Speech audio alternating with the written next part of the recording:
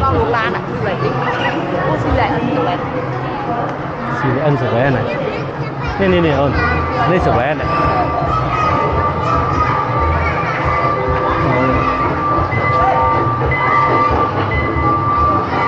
Mơ lên xem á. Mơ lên xem này.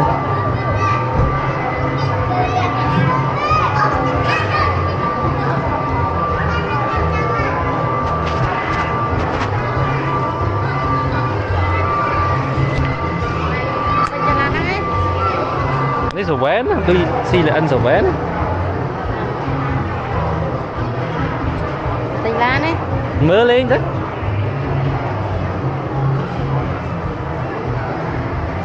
Xa đấy. Option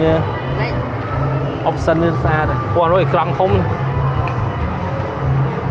Mà nó tẹt tê nhà đang ngồi. Nó khăn ốc rồi. Nó nỗi kia nó. Chào má con. Được.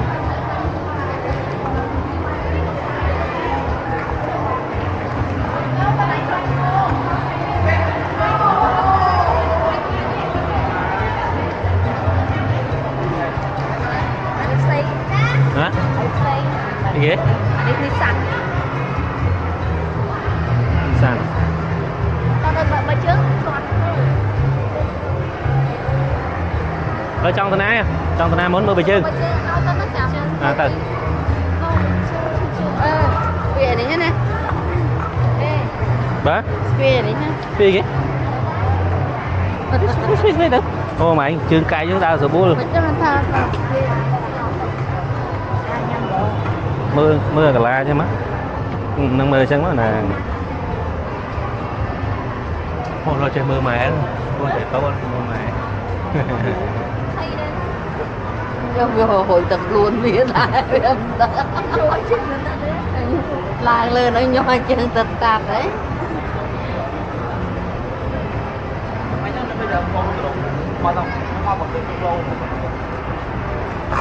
Lò Phật đó. Sương ta chương với Phật à. Sải chục rồi.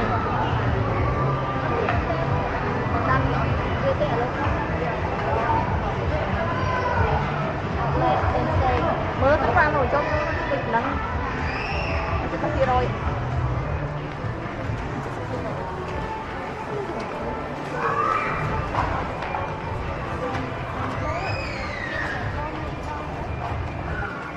Cái A rồi, xa rồi. Nước một ao mình hay xả lắm rồi. Còn mỗi đô la. Trong ở đây ở trong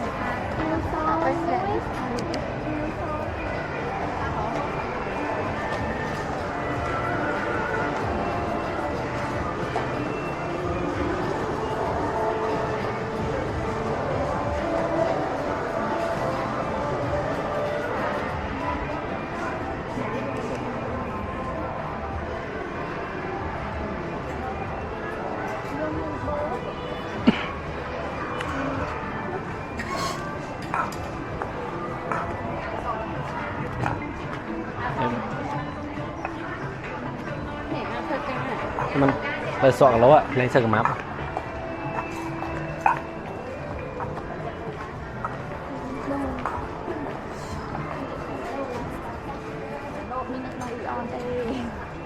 cho nên chip mông miền hoàng ý on Này bẹp thơ ca vẽ xa rồi.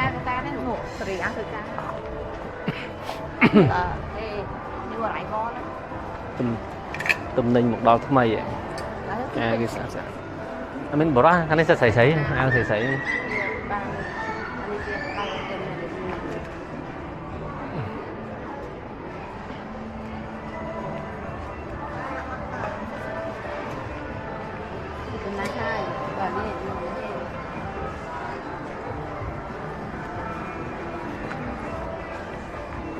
chân đây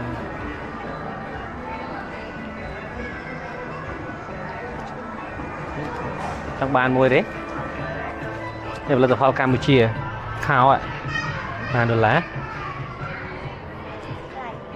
$14 mỏm bắt nó cái xanh từ chẹ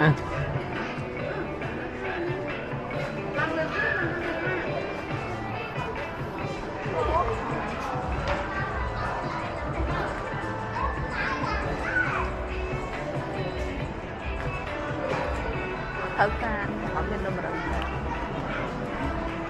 $12 $5 anh ấy sẽ xây được đó rồi hắn nộp họ tụi mơ đi hay kia mai con mà đi mau mơ nữa em tụi mơ hắn đâu chắc là trong man mua thế này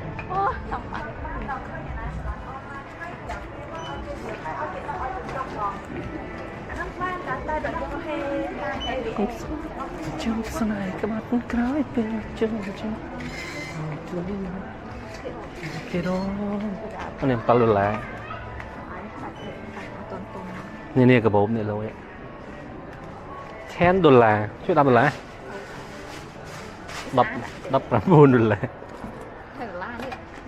อันนี้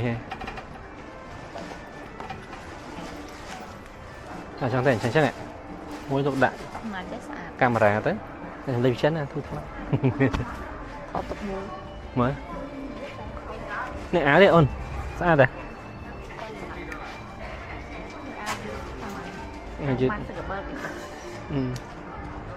phải ăn đấy chẹt xuống con cái ao qua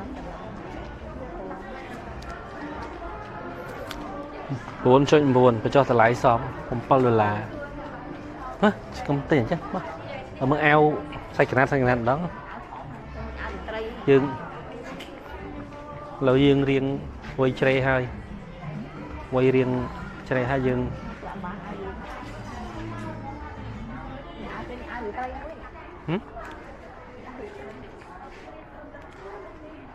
អាកា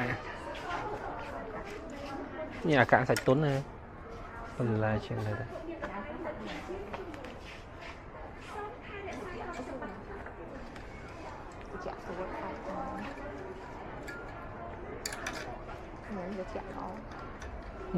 mình thầu cá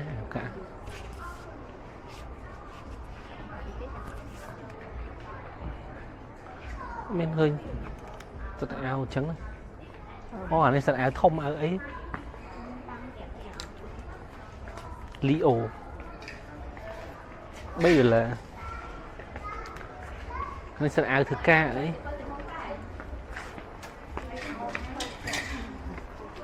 môi cả lá $7 chen gì vậy chen gì tôi vậy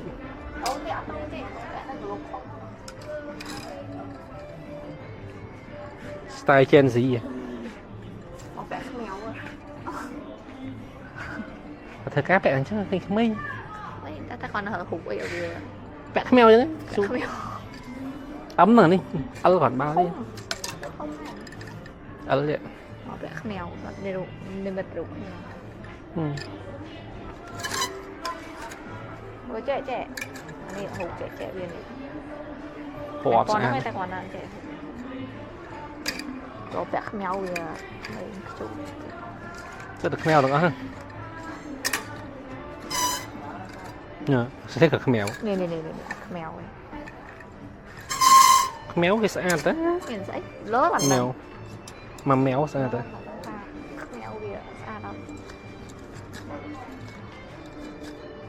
cho tao mãi cái này cái sạch kẹt lo rồi sái ấm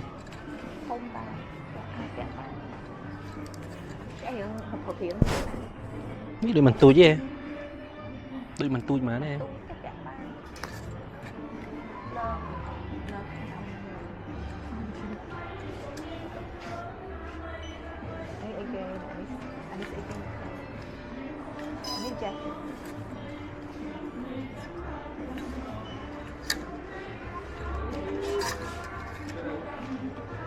Pon cái sàn đấy.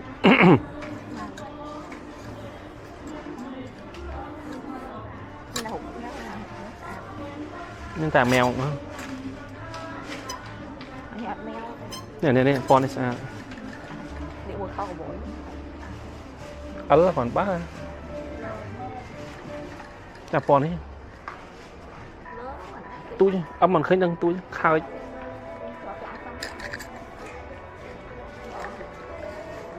Nhớ bay từ lo thế này. Hẹn bay ở lo thế này. Món đi lồi nè. Áo dứt. Anh em đập buôn rồi là còn ngày cái discount này.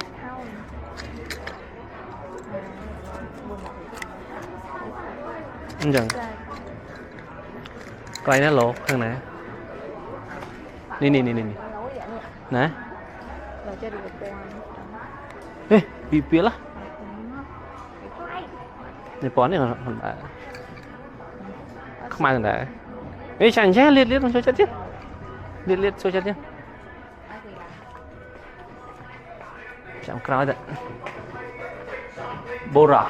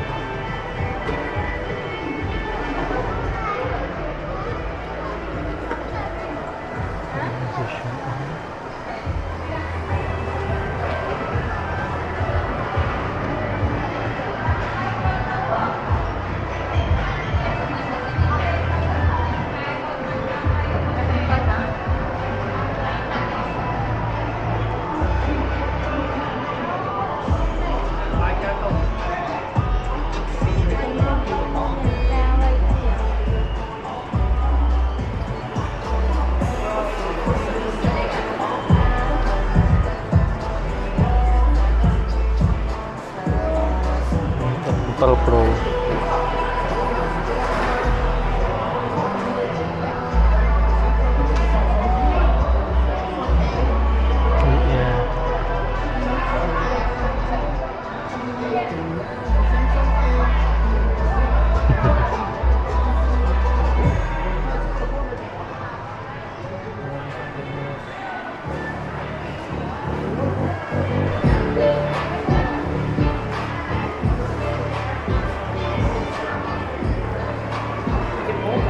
Rồi thay mình buồn là A6 Pro.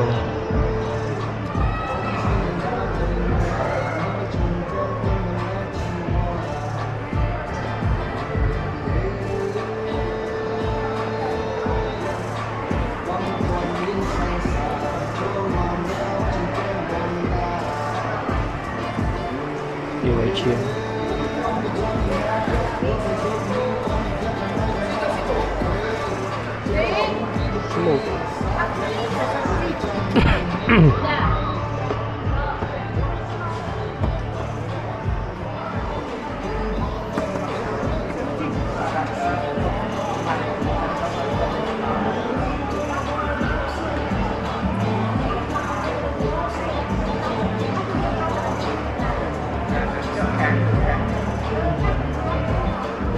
Bản đó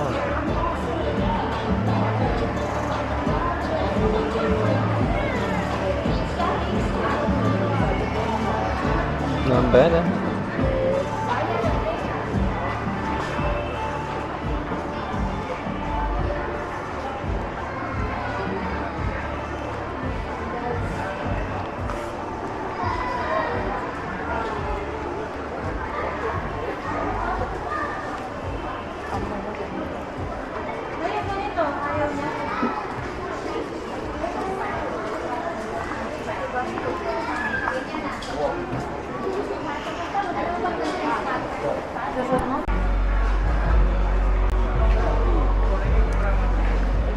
đang nắm bài tua thông o này đi thông lọ này mà ý nha mà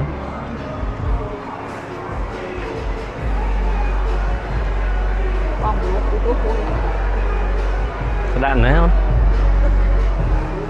học quan bây rồi trời mà nên mơ tầm hấy chẳng khinh phân tầm hấy còn nó bay khê buôn quan buôn nói cao hơn buôn chơi mà pay đấy LG OLED trời mày anh nói tôi chạy nữa anh nói chạy chứ Pixel tu chiên trời mày bạn anh chẳng môi mơ hướng ló bạn tên lối này ta tóc con quên mơ hướng hay là mơ hướng xe screen mơ hướng là te bên muối ha ha screen sọt cho là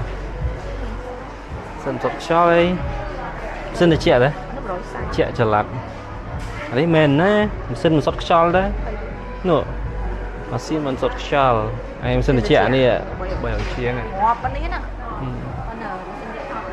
đã thom ban mình lo chừng thì phương tay chừng em sọt cho Philip ấy cái này tình bị chật mó ra tam luôn đã lớn ta nhầm hỏi chiên bị chân món chạy vua cho đây rồi tôi lên te gì nè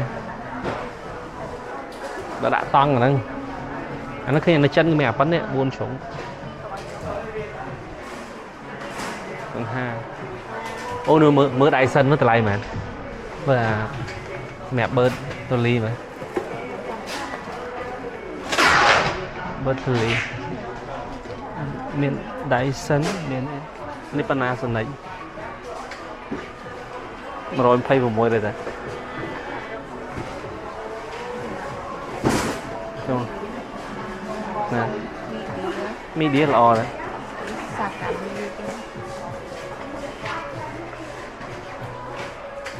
miền đại sân này miền mạ đại sân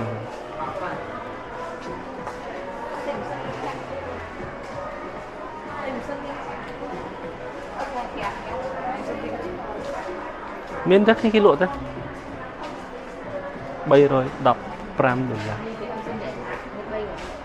rồi đã từng tay hầm cá đây ngay ấy mà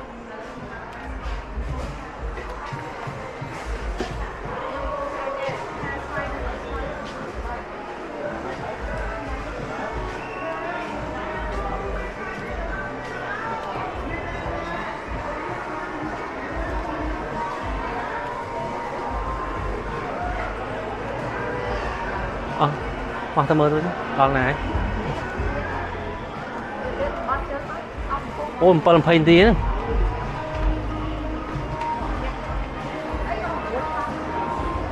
ta nó đang ở trên nhà lối bị nắng xa rồi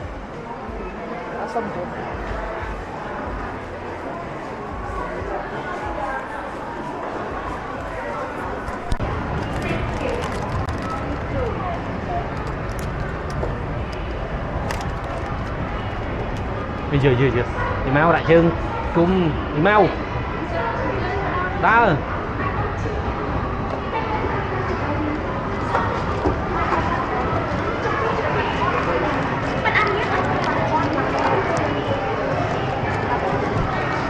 trăng súp trăng bay trăng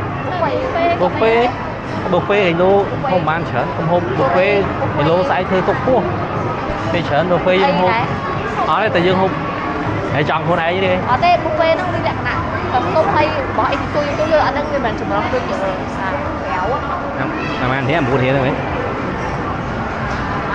thế là mà biết là không ai yêu châu có lần kẹt mà ngày ủa nó lọt từ chiến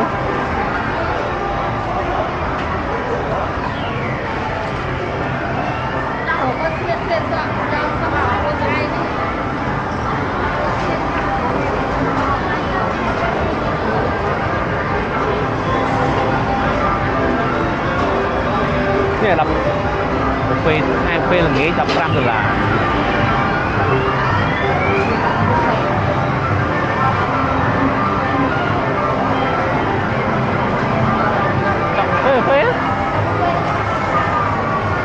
Buffet ngày 4 điểm tôi chỉ bao để chiên ấy Phèm đọc vậy ông đi đấy ông bay thủy mai cho sổ tổ hộp ấy mà nè mà đi sao má muốn cứ cho nó ít chị bằng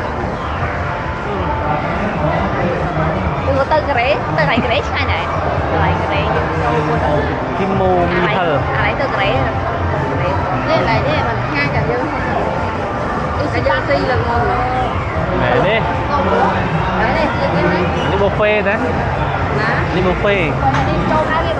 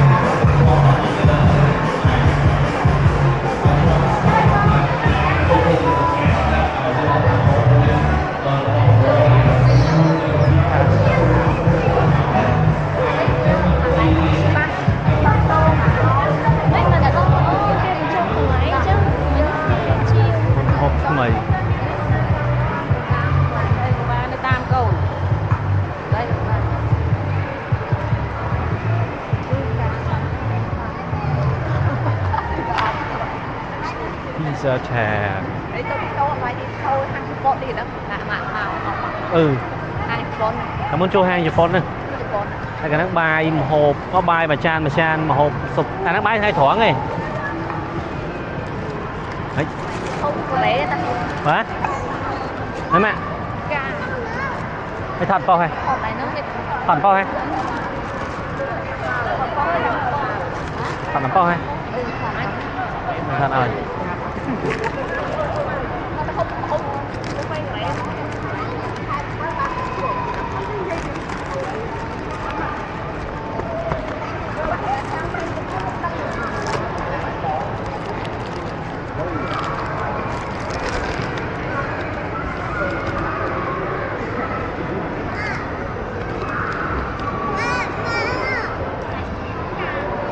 chộp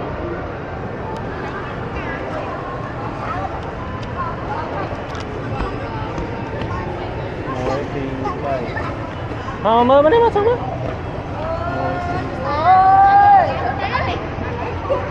này hàng muối mà muối thì 7 top một tiết muối thì 7 hai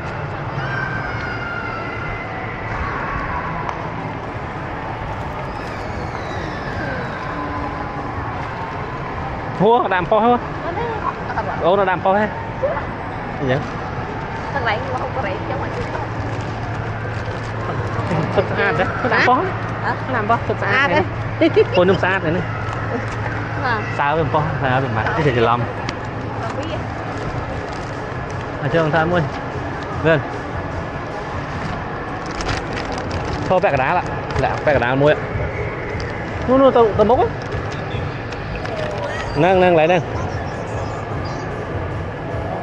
bẹ cả đá rồi chẳng muối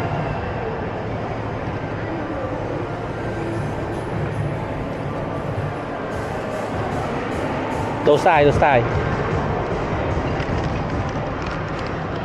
muối bị 7 thầm nào mà po lên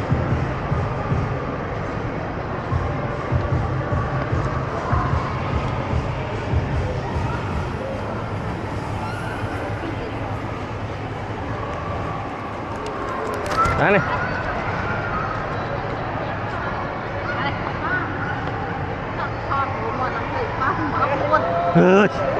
không biết đấy camera em chạy edit đi lâu máy trong súp trong sách đây anh tam chẳng là này trong ấy trong cô đây thằng cái vậy mà em chậm được mà quay mình nè tin thật gì chết xem đào về quay buôn đọc ý này buôn đọc để xem đào về đặt tạ tiên này mà muốn vì nhẹ sam sắp học sắp bà đấy vậy dùng xin đi ở cho cho ăn khổ mơ không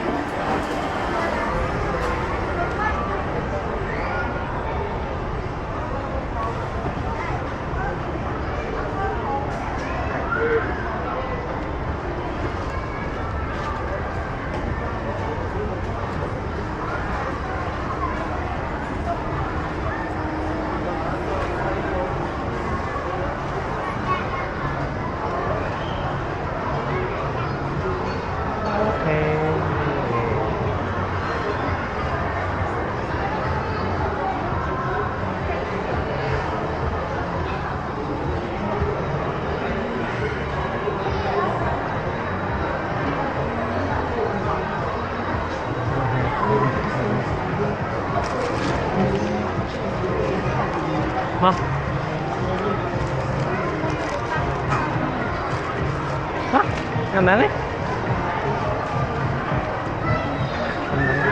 họ vô sạch ca cho lấy vô sạch ca được thế chà mau dân pin ra là nó dân tên này và anh con máu con đi ra ngay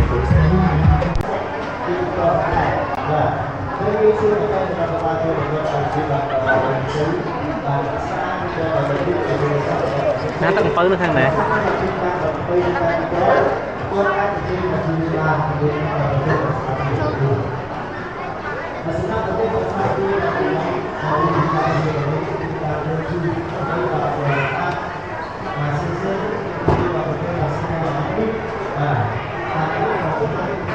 nặng tao nói chứ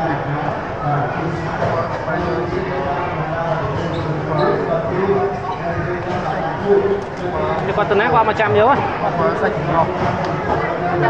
tập đẹp con 100 vô á xay cải đến phở xay cải nó ngon hay nó trong hai có đây bên phòng con thoải mái vì ai cho đi mà đi chơi keo đi là đi mà có mơn có quả ai cho đi ngồi nhông nhỏ này có sạch thôi đúng không đi cay bán rồi xay cay đi xa thì đi mua cổ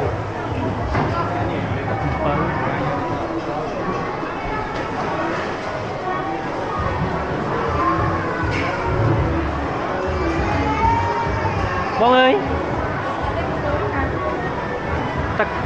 tắc bớ pi kẹo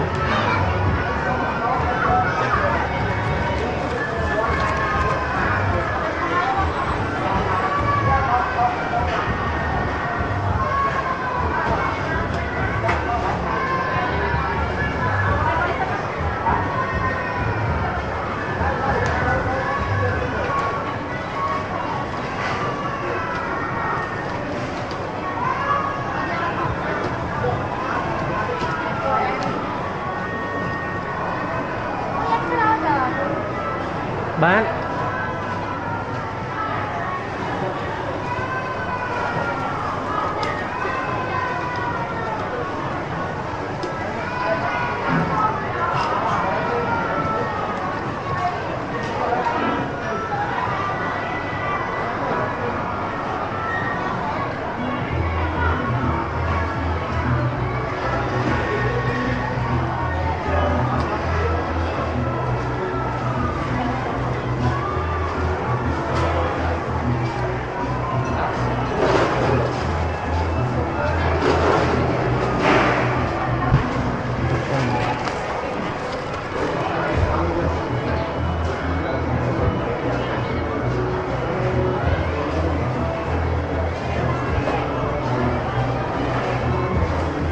tí của mỗi khoản nó cả 7 khoản này.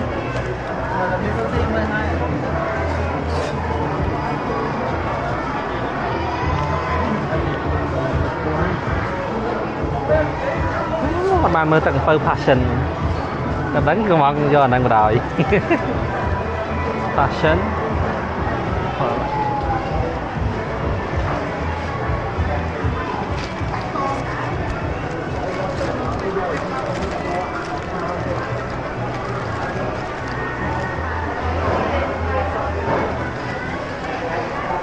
cái chăm vô mấy cái cho chăm vô chứ mấy cái đào ấy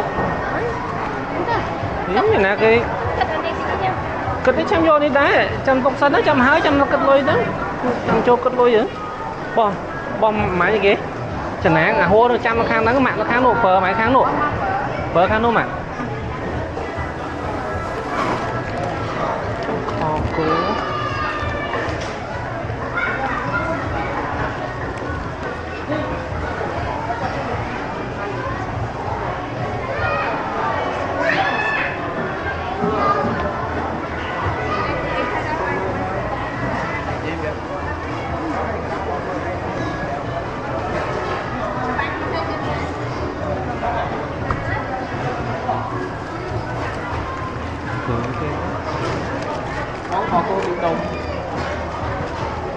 kho cố miền kho cô mấy thằng kho cô miền đông nó men không ba đi từ mấy nên nó từ mấy ở đây này cà phê cái cô muối nắm cái này bánh canh sạch ở luôn dám nó chân ba nữa ba này đưa ra cái tóc khí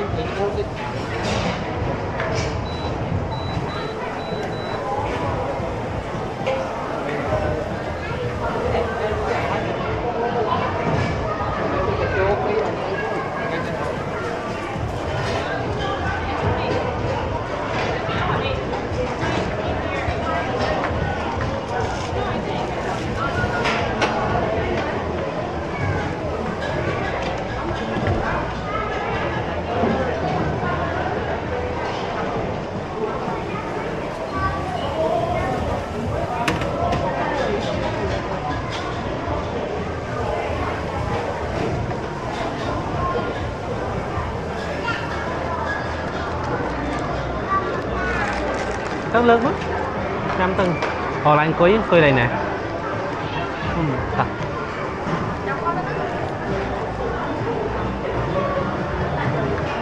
bao nhiêu kho cô ní nữa ba con bị tàu xong tập phía xong đi biển xong bón sông tính đó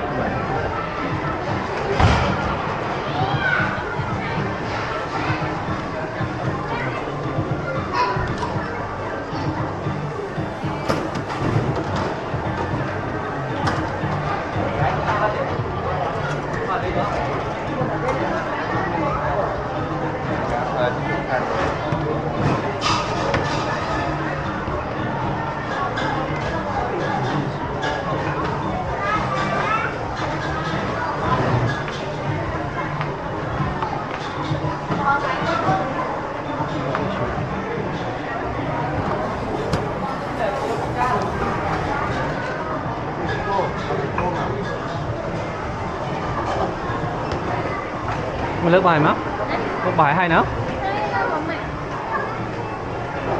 trăm cất đôi nữa trăm bạn hơn tất chưa tao coi à nè phone anh phải mới bài cản vào nè nè khơi trẻ nhá mấy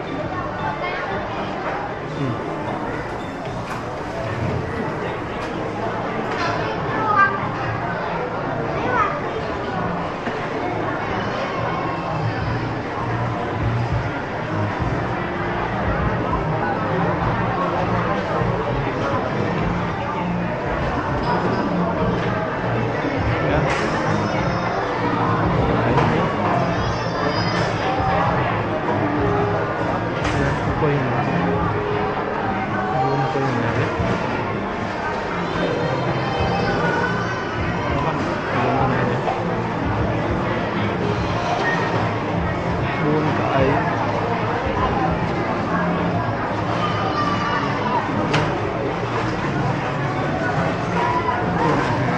gia đình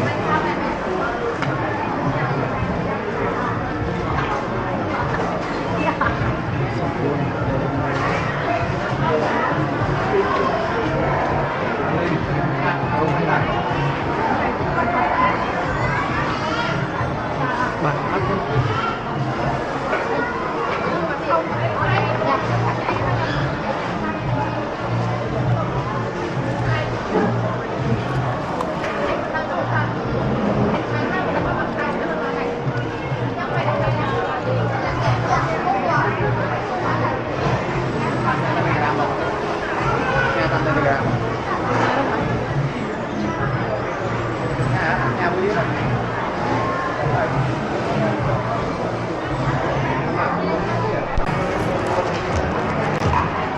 mẹ má anh em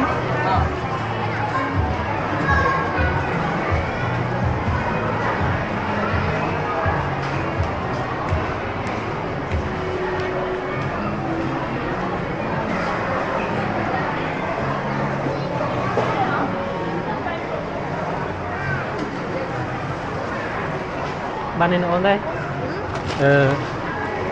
cái spot á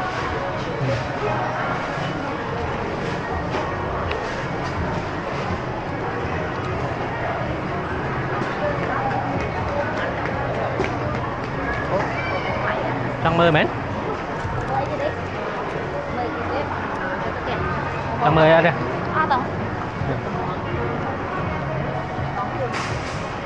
à.